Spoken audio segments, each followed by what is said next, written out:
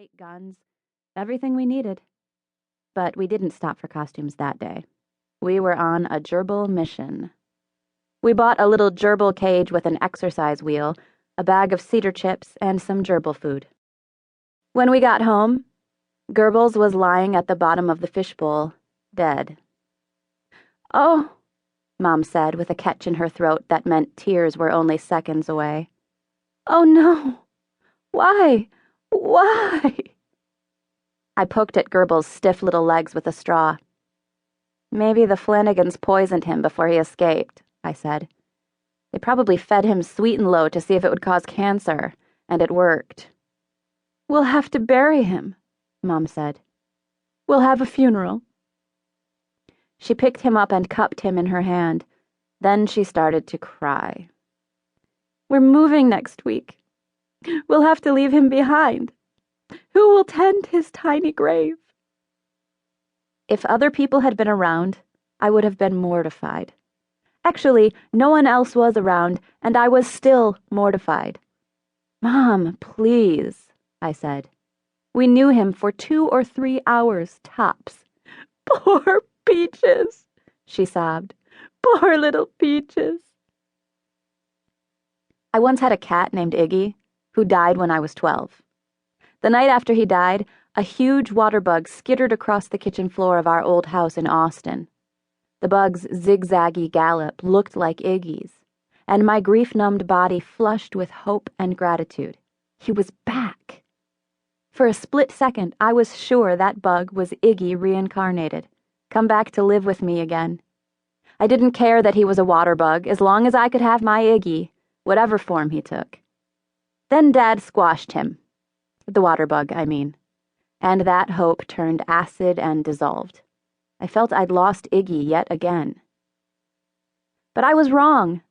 The water bug wasn't Iggy. Iggy wasn't coming back, not in any form. I repeated those words to myself over and over until I stopped seeing him in every fly, every moth, every mouse, and accepted it. I learned my lesson. By now, Mom should have learned this lesson too. No amount of wishing will bring back the dead. "His name wasn't Peaches," I said. "He was probably old. How long do gerbils live anyway? A few weeks? A year?" "Oh!" Mom cried. "You're heartless." She put the gerbil's body back in the fishbowl and stared at me hard. "You're not a girl," she told me. "You're a robot." The sobs returned then, the kind that shake your whole body. She melted onto the kitchen floor in a puddle of tears and lilac cologne. Maybe I am a robot, I thought. Am I?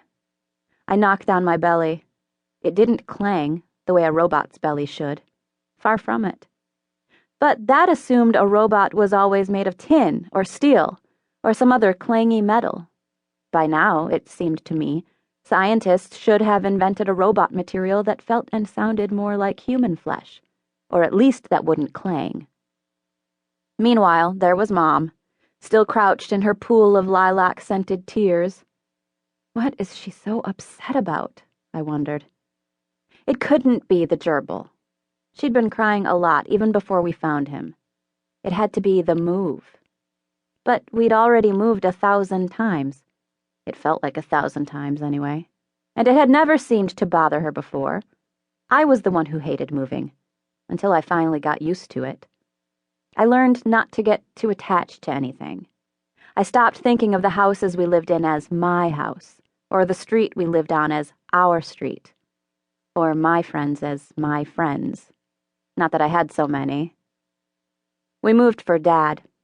Most professors stay at one university, but Dad was always looking for more grant money or smarter students or more kowtowing from his colleagues.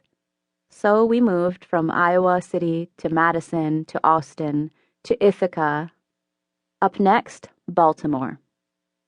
Johns Hopkins, the holy grail of pre-med students and biology professors like Dad.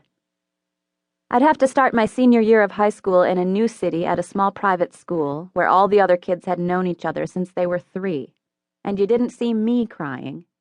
So what was Mom's problem? Ithaca was freezing.